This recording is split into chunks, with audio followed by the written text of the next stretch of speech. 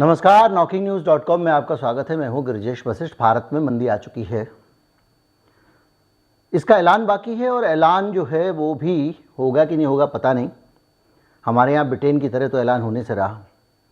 इस बार की मंदी किस तरह से अलग है, पहली चीज़, और किन किन चीज़ों से लगता है कि मंदी भारत में आ चुकी है, और वो कौन कौन से फैक्टर हैं जिनके कारण मंदी आई, और सबसे ऊपर दुनिया में वो कौन से लोग हैं जो इस मंदी को लाने के लिए जिम्मेदार हैं। मंदी आई तो कैसे आई, कौन लोग लेकर आए, किस वजह से लेकर आए, इसको भी हम समझने की कोशिश करेंगे। कुछ मैं समझाऊंगा, कुछ आपको अपने आप समझना पड़ेगा। आज इस वीडियो में मंदी के बहुत सारे पहलू सामने आएंगे। कहीं मत जाइए, चैनल को सब्सक्राइब कर लीजिए। मैं अभी हाजिर होता हूं। आप अगर इस चैनल को सपोर्ट करना चाहते हैं तो हमारा QR कोड स्क्रीन पर है, उसे स्कैन कर सकते हैं। UPI ID डिस्क्रिप्शन में है।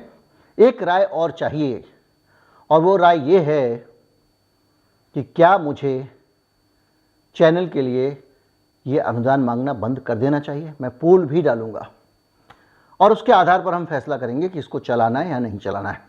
मैं अभी आया।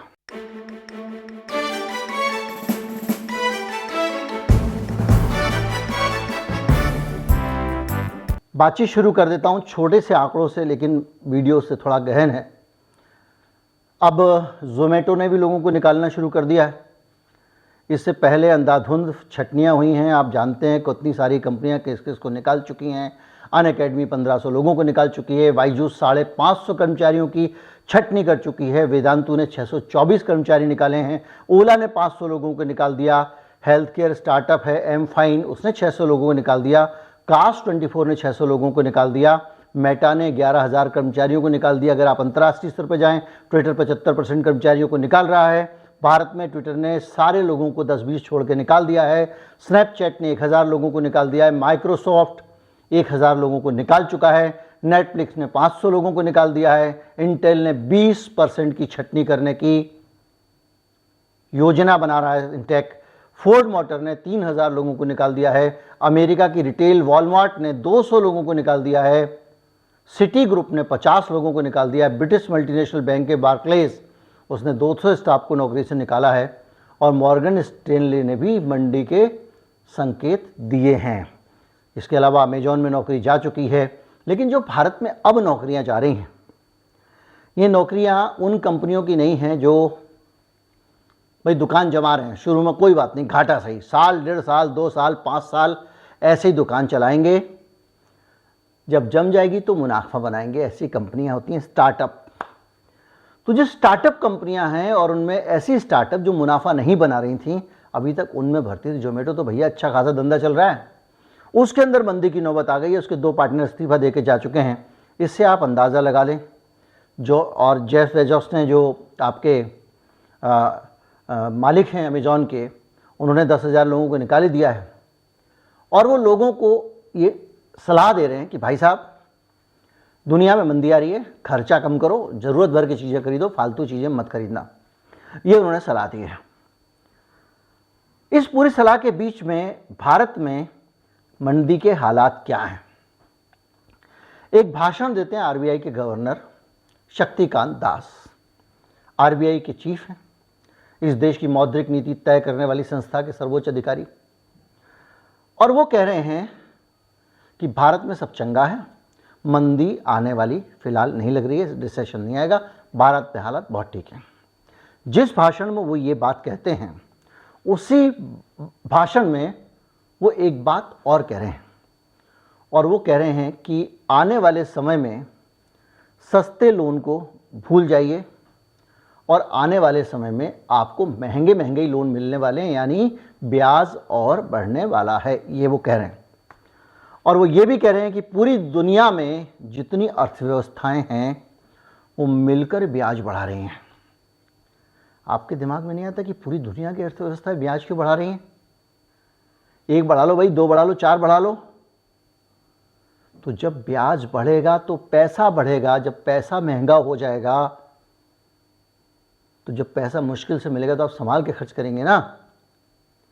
तो जाहिर बात है डिमांड कम हो जाएगी, और जब डिमांड कम हो जाएगी, सामान कम बिकेगा, तो धंधा मंदा होगा कि नहीं होगा।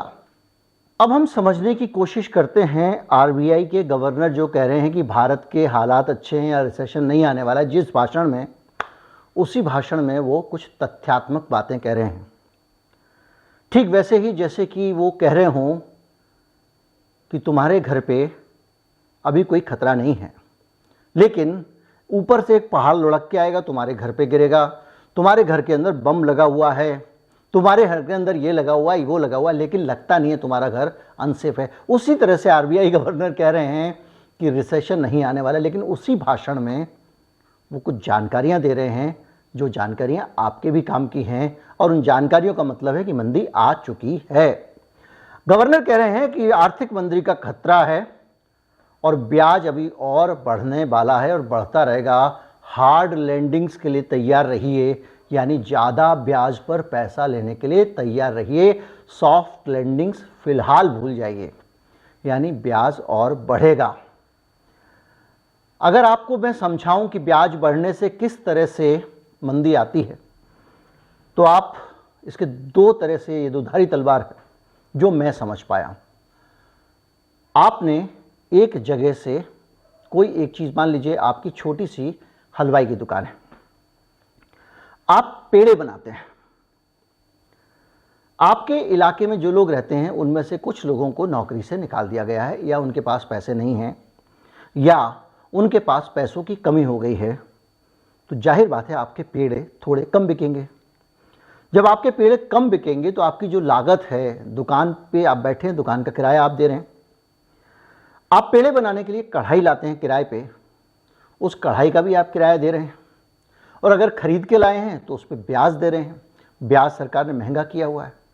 तो हर लिहाज से अब अगर आपका पेड़ा पहले 100 किलो बिकता, तो ये जो पूरी लागत थी दुकान की, कढ़ाई की सारी लागत उन 100 ग्राहकों में बढ़ जाती, तो पेड़े का दाम इतना नहीं बढ़ता। लेकिन अब पेड़ा बिक रहा है थोड़ा सा, तो हर 1 किलो पेड़े पे लागत बढ़ गई है। जब हर 1 किलो पेड़े पर लागत बढ़ गई है, तो जो खरीदार है, जो ग्राहक है, उसको आपको बढ़ाकर पेड़ा बेचना पड़ेगा। तो सरकार कह रही है कि पैसे ब्याज बढ़ा दो, दुनिया भर की सरकारें कह रही हैं, और एक साथ सिंक्रोनाइज तरीके से, आगे हम समझेंगे कि कैसे मिलके खेल करते हैं, ब्याज बढ़ाया जा रहा है। अब क्या हो रहा है कि वो लोग जिनके पास में, जो उस इलाके में रहते थे, उनको पैसा भी महंगा मिल रहा है, यानी पैसा उनको लोन नहीं मिल रहा है, ये नहीं मिल रहा है, तो वो उनका खर्चा और कम हो जाएगा। कंपनी को लोन नहीं मिलेगा तो कंपनी इन्वेस्ट कम करेगी। तो एक तरफ से प्रोडक्ट के माल के दाम बढ़ रहे हैं, क्योंकि वो बल्क में प्रोड्यूस नहीं कर पा रहे हैं, कौन, कंपनी वाले, तो उनके ऊपर लोड बढ़ रहा है। तो उस लोड को कम करने के लिए वो क्या करेंगे, कढ़ाई तो फेंक नहीं सकते, दुकान हटा नहीं सकता हलवाई, कहेगा 2 लड़के हटा दो यार, हम बाप बेटे पेड़े बना लेंगे, हो गई छट्टी। उसी तरह से आप लगातार पूरी दुनिया में एक प्रेशर बनाते हैं और ये जीडीपी गिरती चली जाती है। तो एक तरफ आपकी जो ये प्रोडक्शन है, हलवाई की दुकान का प्रोडक्शन पेड़ा है, किसी देश का सारा प्रोडक्शन मिला लो तो वो जीडीपी है, यही है, वही एक ग्रोथ है समझ लीजिए किसी देश की। अब ग्रोथ रेट गिर रही है, लेकिन सारी दुनिया के देश मिलके और पूरी दुनिया में ब्याज बढ़ा रहे हैं। क्यों बढ़ा रहे हैं? और चीज़ बताता हूँ, इस सब चीज़ से पता लग रहा है कि आने वाले दिनों में मंदी बढ़ने वाली है, क्योंकि आरबीआई गवर्नर कह रहे हैं ब्याज और महंगा होगा, ब्याज और महंगा होगा, तो खरीदार भी खरीदेगा नहीं ना। अगर लोन आपको महंगा मिलेगा तो आप कार क्यों खरीदोगे भाई? अगर आपको लोन महंगा मिलेगा, आप कहोगे भैया बाद में ले लेंगे यार, मकान क्यों खरीदोगे, तो ईएमआई बहुत ज़्यादा आ रही है, मैं अफोर्ड नहीं कर सकता हूँ। और इस तरह से अलग अलग जगहों पे बहुत सारी बोरोइंग होती है कर्जे की, उसके आधार पे काम चलता है, कारोबार चलते हैं, सब चीज़ें चलती हैं। आप कहोगे इतना महंगा ब्याज है यार, मैं नया प्लांट में अपनी मशीन नहीं लगाता, क्योंकि लगाऊंगा तो मुझे इतना पैसा देना पड़ेगा, निकलेगा नहीं, कुछ दिन रुक जाता हूँ। यानी खपत कम होती जा रही है, और जब खपत कम होती है तो ये सारी चीज़ें होती रहती हैं। और सरकार कह रही है कि हार्ड लैंडिंग, सरकार नहीं, आरबीआई कह रहा है कि उसको लेकर अनिश्चितता है, अभी बहुत समय तक आपको हार्ड लैंडिंग करनी पड़ेगी, 7-7.5% तक जाएगा।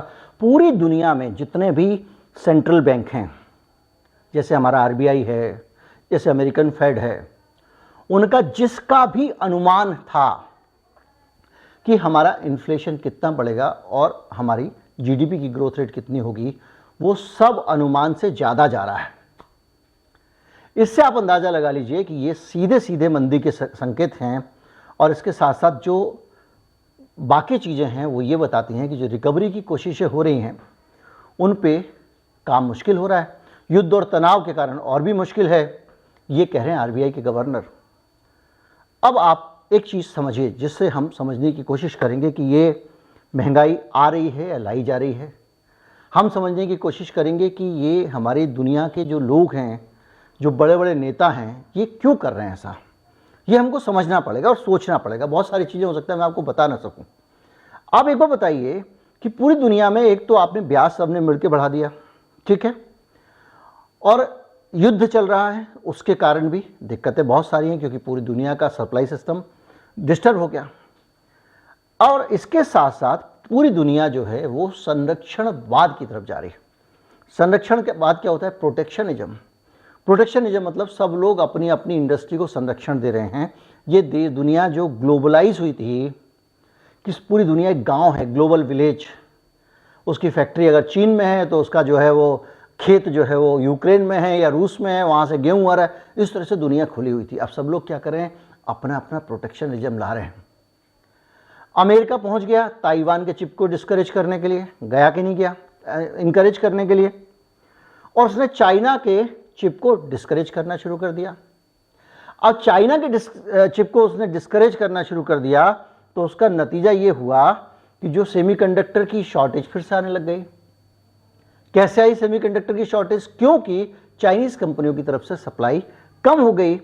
CATL एक कंपनी है,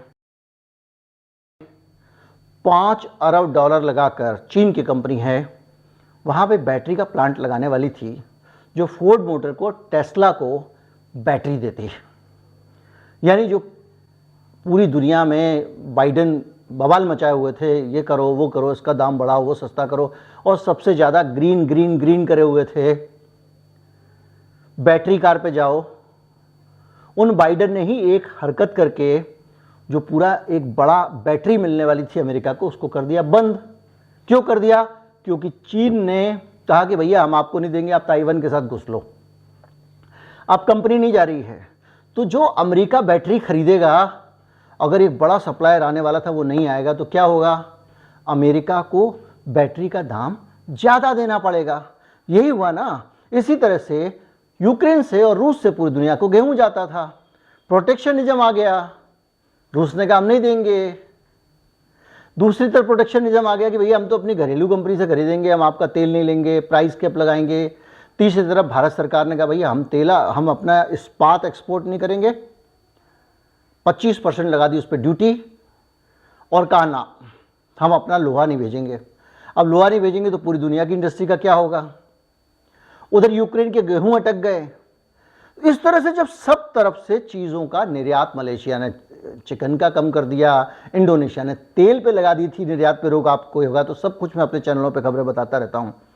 इन सब चीज़ों को मिला के हुआ क्या कि जो प्रोटेक्शनिस्ट कदम हैं, ये संरक्षणवाद के कदम हैं, सब लोगों ने अपने अपनी कंपनियों को बढ़ावा देना शुरू कर दिया और बाहर से माल आना बंद कर दिया। तो क्या हुआ? दुनिया में स्टील मौजूद है लेकिन मिलेगी नहीं, क्योंकि जहां से स्टील आनी है उसने एक्सपोर्ट बंद कर दिया। दुनिया को चिप चाहिए लेकिन वो नहीं देगा जो चिप बना रहा है। और धीरे धीरे करके एक विश्वव्यापी इस तरह का एक वातावरण बन गया जिससे सप्लाई कम हो गई दुनिया में। जो दुनिया में सामान आना था वो कम हो गया। तो ये प्रोटेक्शनिज्म आया कहां से? सारे देश एक ही काम क्यों कर रहे हैं? सारे देश एक साथ प्रोटेक्शनिज्म लेके आते हैं, सारे देश एक साथ ब्याज बढ़ाते हैं, सारे देश एक साथ एंटी ग्लोबलाइजेशन के रास्ते पर चल रहे हैं। अमेरिका तो ग्लोबलाइजेशन बेचने वाला, पूरी दुनिया में ग्लोबलाइजेशन पुश करने वाला देश था।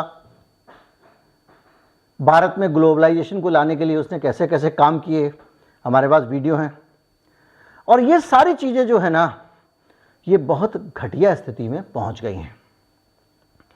जब रिसेशन होता है तो उसमें महंगाई एक हद तक तो गिरती है ब्याज की दर बढ़ाने से, लेकिन एक हद के बाद महंगाई बढ़ती भी है, जो मैंने अभी आपको बताया। जैसे बहुत सारी कंपनियां सारा का सारा अपने ऊपर लोड लेती रहीं और दाम उन्होंने नहीं बढ़ाया कि चलो कोई नहीं, कल सप्लाई आ जाएगी, लेकिन एक समय के बाद क्या होगा, वो अपनी कॉस्ट ट्रांसफ़र करना शुरू कर देंगे। इसी तरह की महंगाई भारत इस समय देख रहा है। और एक तरफ आपकी विकास की दर गिर रही है, दूसरी तरफ महंगाई बढ़ रही है, और तीसरी तरफ पैसा भी महंगा हो रहा है। ये अजीबोगरीब संयोग है। और अब इसके साथ ही हमको ये समझना पड़ेगा कि इन सब को करने से दुनिया में लाभ किसको होता है। हम लोग कोई भी एक मोटिव ढूंढते हैं जब भी कुछ होता है। मान लीजिए किसी जगह पे किसी को गोली मार दी गई है, तो पुलिस ढूंढती है कि भाई इसको गोली मारी गई है, किसने मारी होगी, क्या इसकी किसी से कोई दुश्मनी थी, क्या इसके पास धन था, ताकि पुलिस पता लगा सके कि इसमें बेनिफिशियरी कौन है, लाभ किसको होने वाला है। जब पूरी दुनिया लहूलुहान है, जब वो घायल पड़ी है, तब दुनिया को कौन ऐसा है जो इस तरह के हालात में पहुंचाने वाला है। तो आपको सोचना पड़ेगा कि ये यूक्रेन का बवाल बिला वजह खड़ा किसने किया। आपको सोचना पड़ेगा ब्याज दुनिया भर में बढ़ा कौन रहा है, और पूरी दुनिया के देश एक साथ और एक खास सोच के, एक विचारधारा के, एक गैंग के, या कहने की एक खास आइडियोलॉजी के और एक खास तरह की आर्थिक नीतियों वाले देश ही ब्याज क्यों बढ़ा रहे हैं। आपको समझने में आसानी होगी। आपको ये भी समझना होगा कि जो ब्याज बढ़ाने का खेल है, उसके साथ साथ इस तरह से पूरी दुनिया में महंगाई क्यों बढ़ती चली जा रही है, और ये प्रोटेक्शनिज्म भी साथ में आ जा रहा है। यानी पहले ही सामान महंगा है, ऊपर से जिसके पास सामान रखा है वो कह रहा है मैं नहीं दूंगा, मैं नहीं दूंगा, मैं नहीं दूंगा।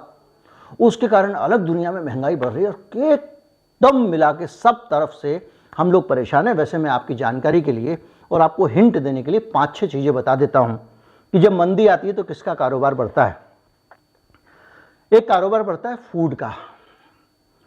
तो भाई फूड तो सबका लोकल जो है वो है, और जो लोग बाहर भेजते हैं फूड, उन हर देश में थोड़ा बहुत फूड होता है। अफ्रीका में मान लीजिए गेहूं की किल्लत हो गई, समझ में आता है। दूसरा कारोबार होता है मेडिसिन का, दवाओं का। दवाओं पे कोई भी देश प्रोटेक्शनिस्ट नहीं है, वो दबा के एक से दूसरी जगह जा रही हैं, नई नई दवाएं आ रही हैं, और पेटेंट के नाम पे उन दवाओं की कमाई को कोई रोकने को तैयार नहीं। दवा से मुनाफा कमाने वालों में दुनिया के सारे अमीर हैं, जिसमें कि बिल गेट्स भी शामिल हैं। तो मंदी से इन लोगों को लाभ मिल सकता है, यह हम अंदाज़ा लगा सकते हैं। मैं ये नहीं कह रहा हूं कि इन्होंने ही मंदी फैलाई है। तीसरा होता है जो पुराने सामान की मरम्मत सरम्मत करने वाले काम हैं उनका। चौथा होता है शराब का कारोबार, डिप्रेशन में लोग थोड़ी शराब पीने लगते हैं, ये सब होता है। अब एक टिप, मंदी में अपने आप को कैसे बचाएं। मैं यही कहूँगा, जेफ बेजोस की बात मान लीजिए, फ़ायदे में रहेंगे, अपने धन को अपने पास रखिए, ना तो कहीं ऐसी जगह लगाइए जहाँ रिस्क हो, पहली चीज़। और दूसरा, ना सामान खरीदिए, कुछ पैसा अपने पास रखिए।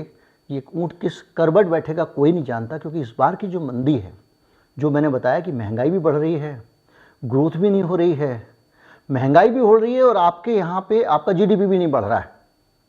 तो ये सब चीज़ें मिला के स्टैगफ्लेशन का संकेत है। मैं इस पर वीडियो अलग से बना चुका हूँ, और ऐसी मंदी लंबे समय बाद आ रही है।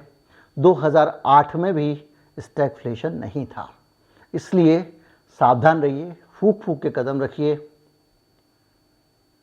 और मैं आपको सिर्फ इतना ही कहूँगा, सावधानी में ही सुरक्षा है। अपने दुश्मनों को पहचानिए, बहुत ज़रूरी है। संगठित रहिए। ये इतनी नौकरियां जा रही हैं ना आईटी सेक्टर वालों की, इसलिए जा रही हैं कि संगठित नहीं है। ये अपने आप को कामगार मानते ही नहीं है, श्रमिक मानते ही नहीं है, तो समझते थे हम कुछ और हैं। अब पता चला कि ये भी श्रमिक हैं, तो संगठित होना पड़ेगा। धीरे धीरे करके हमने अपने देश में सारे के सारे संगठन खत्म कर दिए हैं, यूनियन ख़त्म कर दिए हैं। उसका नतीजा भी ये है कि आज हम मुंह भी नहीं खोलने की हालत में, क्योंकि हम सब अकेले हैं। और ये जो लिस्ट आ रही है, ये तो चुनिंदा कंपनियों की, हज़ारों कंपनियां बगैर बताए निकाल रही हैं, उनका कोई हिसाब ही नहीं है। बड़े बड़े मीडिया हाउसेस साफ कर दे रहे हैं लोगों को, कोई हिसाब नहीं है। वीडियो लंबा हो रहा है, अभी बात खत्म करते हैं। नमस्कार, जय हिंद।